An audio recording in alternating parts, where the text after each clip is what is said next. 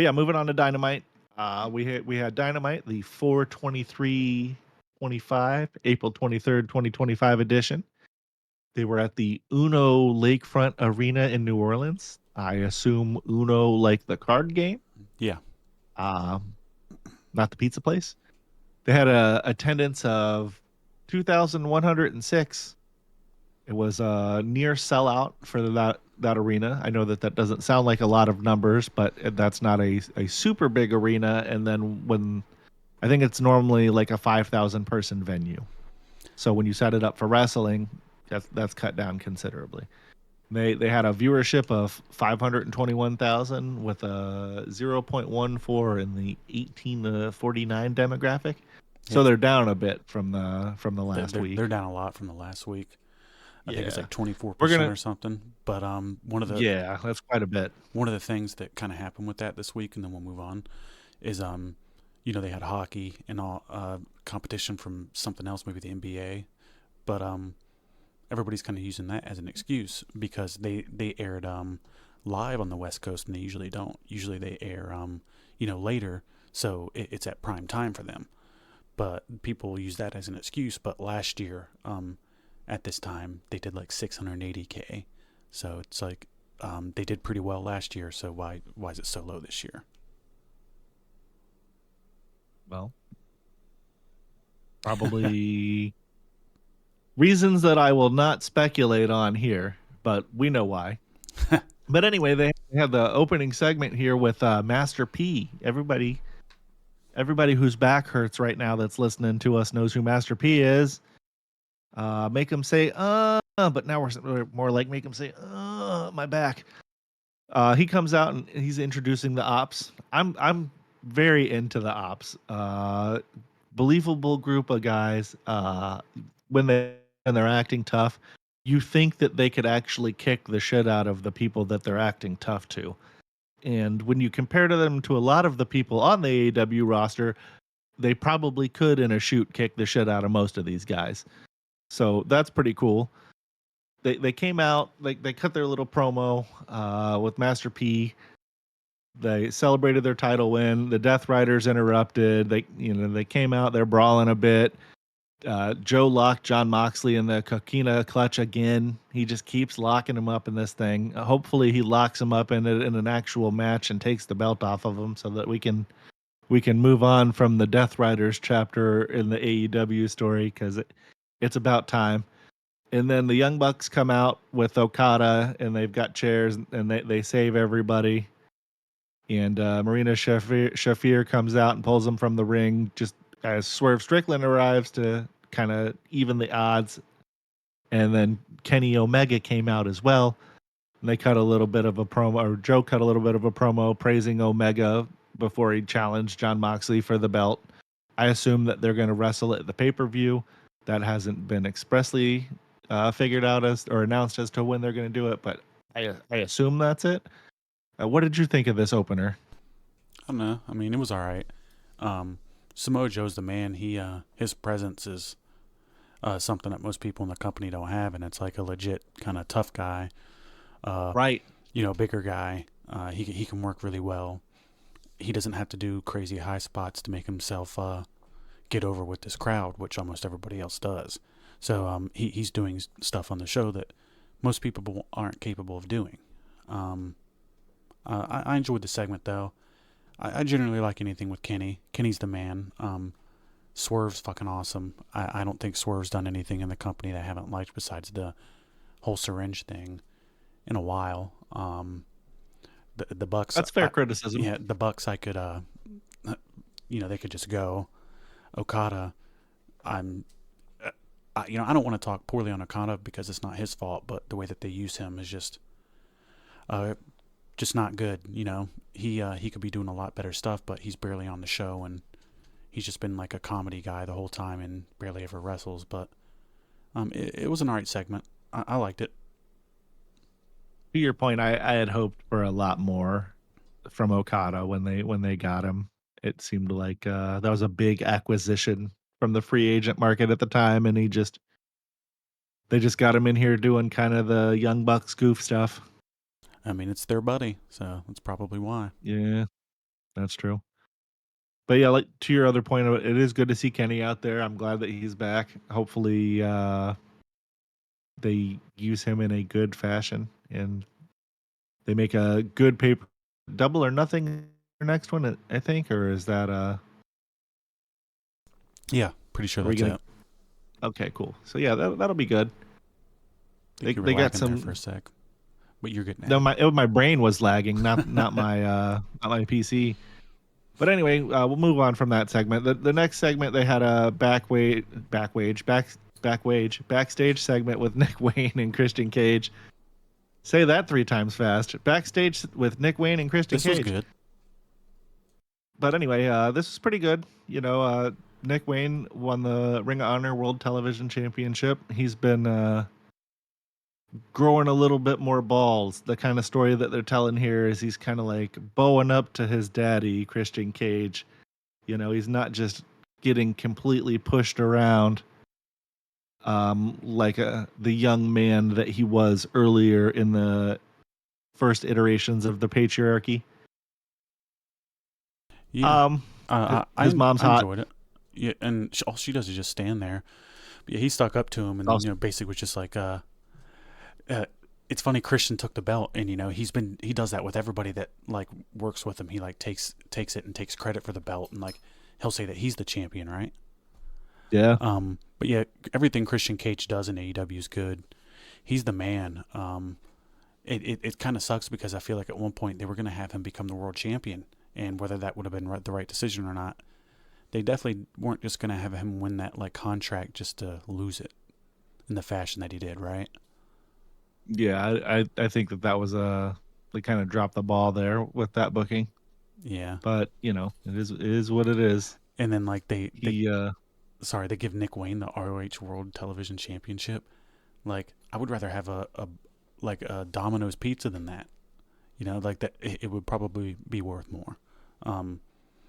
If you're gonna try to like put somebody over, giving them title number 21 on show number C or letter C, whatever, doesn't really work. It's a prop. It doesn't really serve a purpose. It overbloats everything that you're doing.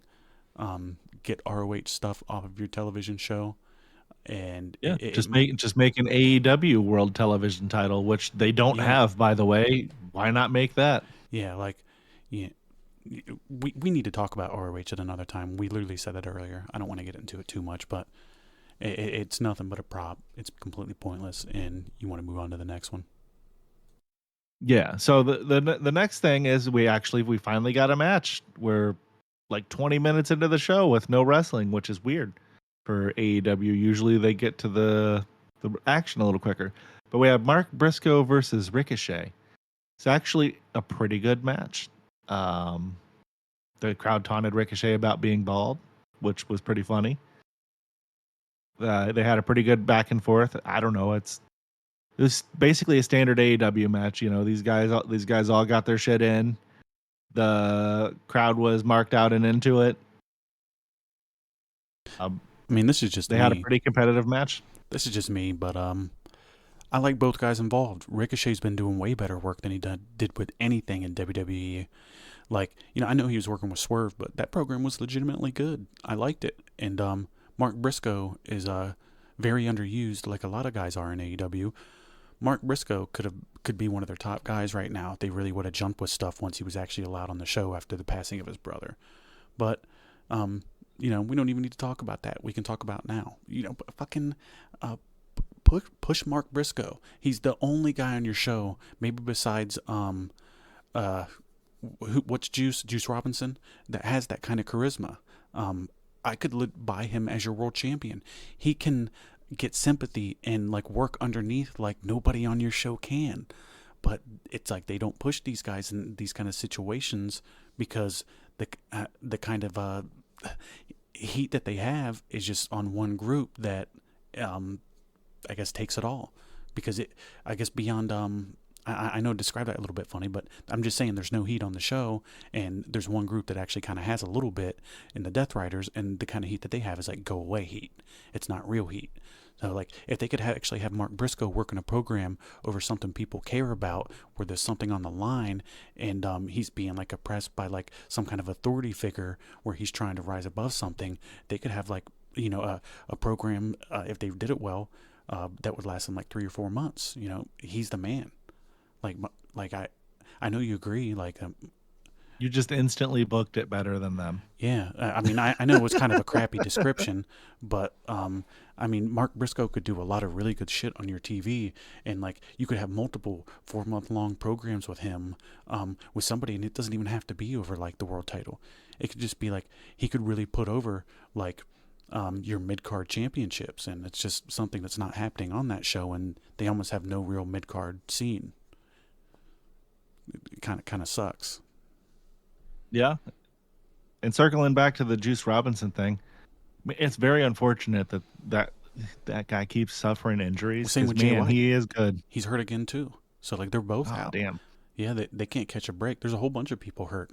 We could do like a segment on that, like AEW injury list, and like we should probably do a short on that.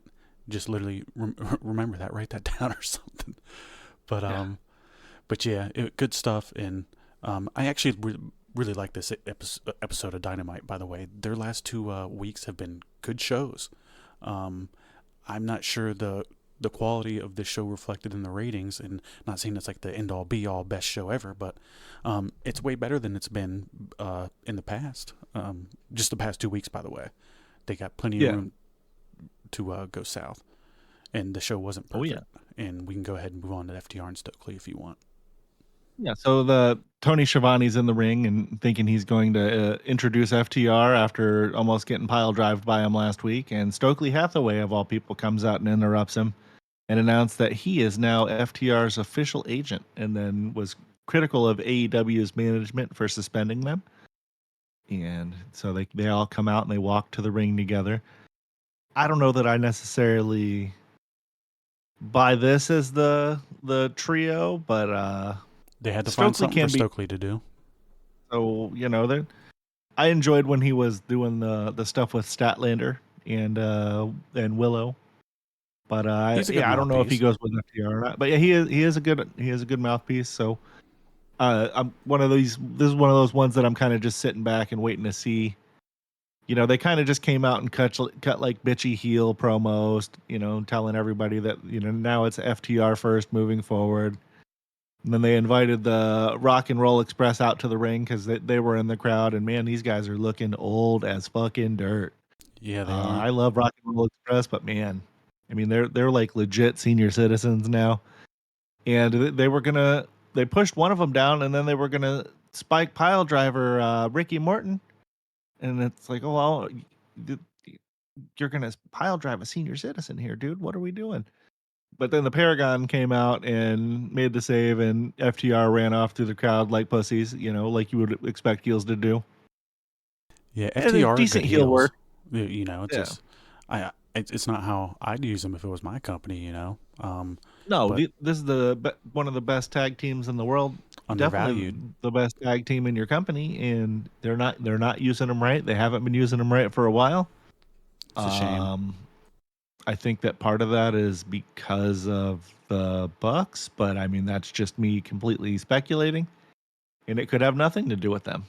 But yeah, it was Nothing was bad here. least- It's just No. It's just not necessarily like I guess what we'd be into. But I'm glad that maybe the Rock and Roll got a little bit of money, right? So at least they got on the show. right. They got a payday. Yeah, good for Got some them. money It and- probably helped them move some merchandise too, because people are like, "Oh yeah, they're still a thing. Yeah. Let's go on their website or whatever." It's cool to see him. At out least there. they didn't break FTR up, because we had saw them at the pay-per-views and the weeks leading up to that pay-per-view, kind of having disagreements and getting in the little pushing matches and shit. And it's like, well, nobody wants to see FTR broke up. So I'm glad that they just turned them heel instead of breaking them up. That would have sucked pretty bad probably. But anyway, moving on to the next segment. The second match of the night was the Young Bucks versus Speedball Mike Bailey and Kevin Knight. Admittedly, I'm not super familiar with Mike Bailey and Kevin Knight. I did watch the match. It had some pretty cool spots, like the synchronized planchas from Bailey and Knight to the outside on the Bucks. When they hit the Doomsday device on Bailey, that was pretty cool. I always like to see the Doomsday device. I always liked that even when I was a kid. We used to I'm getting off topic a little bit, but we'd be in the swimming pool with our friends and we would doomsday device each other. You know, like you get your friend up on the shoulders and then your friends outside the pool need to jump off and clothesline them off your shoulders. Probably not safe. But anyway, they hit him with that doomsday device. I wanted to call it devastation device. I don't know why. And a Meltzer driver, and then Knight got pinned after a BTE trigger for a decent match. It's a Young Bucks match. I'm not crazy about these guys, but they can do what they do well, if that's the nice way of saying that. Well, that's about all they can do well. They have one kind of match, and generally if they have a different kind of match, like FTR's had them have a couple different ones, and they've been all right. But for the most part, they do the same kind of shit over and over again. The best thing they've ever been involved in was Sting's retirement match. But beyond that, it was an okay match. Speedball Mike Bailey just seems like somebody the Bucks would love to wrestle. He's very similar style to them. Kevin Knight, I've only seen him in AEW, just like Mike. They both seem like good enough. I don't know, not much to really say about this one. The Young Bucks just don't really work as a tag team, or as anybody intimidating that you feel like would actually be able to beat you up. And I don't know. I'm certainly not really feeling anything that they do, but I know that they have their fans, and hopefully it's going to be something that they like, right? Well, 521,000 people. I don't know. I guess we'd have to see who tuned out at that, like what the ratings were at that point. Yeah, I But don't we're have the not quarters. breaking that whole thing down. That's okay. Yeah. But anyway, moving on from that, we get a backstage segment with Toni Storm. She's being interviewed by Renee Paquette, and she's announcing that on Collision, she's going to have an eliminator match for anybody that's willing to challenge her, and Queen Emanata accepts the challenge. She's not a bad wrestler, she's still a little green, but she's getting there. Not quite sure why you have her wrestling your champion, but I guess that, at least you're featuring one of the most over people in your company on the show that the least amount of your fans watch, so that maybe some of them will tune in and watch her. Tony's on Collision almost every week, I think. Ah, that shows you how much attention that I'm paying. Fuck. Yeah, but not much to say here again, really. Queen Amanada doesn't really have a character. She just like does the thing with her finger, like the one and only. And Toni Storm's one of the best women in wrestling right now. I like everything that she does. Generally, they don't really have great title runs for any of the women in AEW, and Toni kind of like, they give her shit, and she makes a lot more out of it than she should be. One of the redeeming things on AEW for sure. Yeah, I like everything she does. So moving on, we the next thing we get is an in-ring segment from the Hurt Syndicate and MJF. They come out and they're addressing the crowd, and while they're cutting their promo, MJF interrupts them, and he's been trying to join them here for a few weeks, and it's just not happening. They get a little bit of back and forth, and then he doesn't get to join, and it is what it is. We're kind of just moving on to the next week. I feel like this is one of those things that could be better and it could be worse, because all four of the guys that are involved are pretty talented guys, and I think this is just one of those things that he doesn't know what to do with them. So it's just this. I don't think that that's really a description of what happened, by the way. MJF. Well, fuck. MJF drove in a Corvette earlier in the show, and then during their segment with the Hurt Syndicate, he got a thumbs up from both other guys, MVP and Shelton, and then after that, Bobby kept almost giving him a no. He put his thumb out, and twice MJF interrupted him, and then he told him to come to the back, come to the back. I thought MJF was going to have them get jumped by a new group or something, you know? That's the exact opposite of what he did. He offered Bobby Lashley the Corvette. That's right. That's right. And then and Bobby Lashley hops up in the Corvette, and as he drives away, he's like, come on, so thumbs up or thumbs down? He gives a thumbs down and takes the Corvette. So I thought it was cool. I actually enjoyed this a lot. He's over-delivering on crappy stuff. And everybody in the Hurt Syndicate's good, and they're playing their roles too. This is them not knowing what to do with everybody involved, but I'm not shitting on this. I'm liking it. I'm liking it more than I did last week. MJF's one of the best talents in wrestling. I like everything he does for the most part, even when it sucks. He will definitely be going to WWE after this contract's over. But that's neither here or there.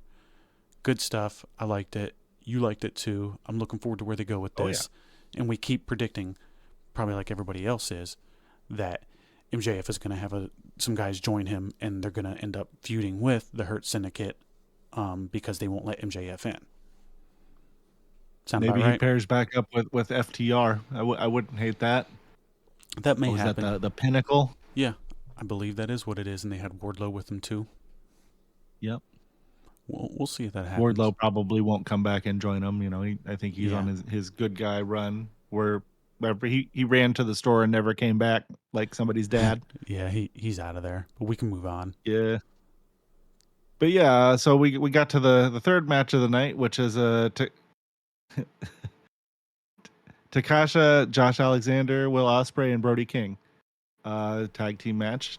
This is kind of a weird hodgepodge of guys that if I paid more attention to the show, maybe I would know why they're together.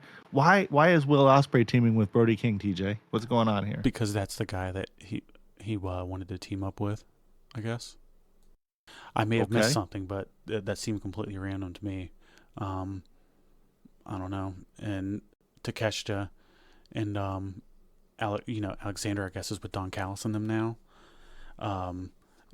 So it makes sense why they're together. But I mean, this was an okay match. I mean, nothing too crazy.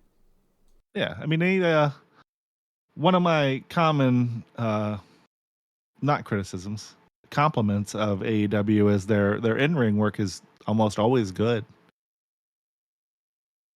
I don't know, it was a decent match. Not really a whole lot to say here. You know that they furthered their story a little bit. You know, post match, the Don Callis family attacked Ospreay and King.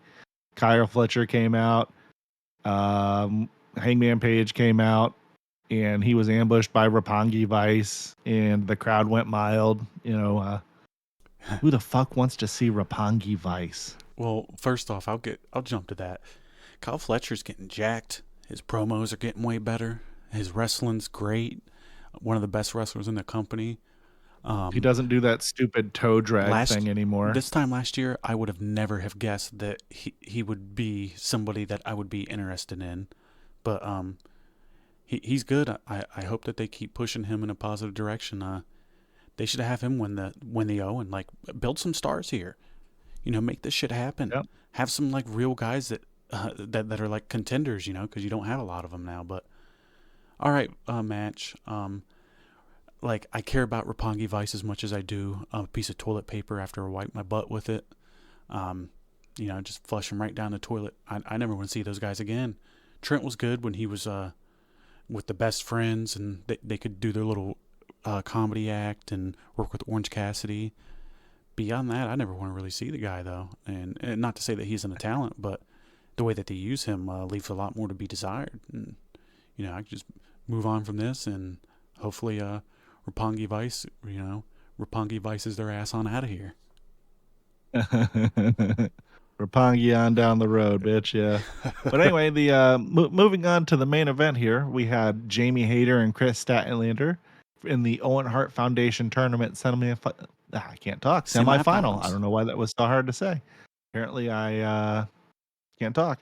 But this is a pretty good match. Both of these chicks are pretty over. I'm not super crazy about the 70s thing that Jamie Hayter's doing or whatever, but I mean, she could do whatever she wants. She's good. Statlander's great. Pretty competitive match. Both women looked pretty strong here. Hayter secured the victory with a lariat, and she's going to be wrestling Mercedes Moné in the tournament finals, which I assume are at the pay-per-view. I think so.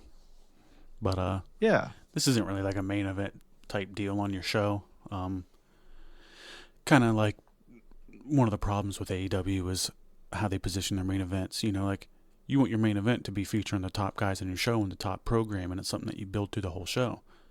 Not trying to say that this is an important match, but this just isn't something that you could build your company around. You know, this isn't a main event type match. I know you feel the same.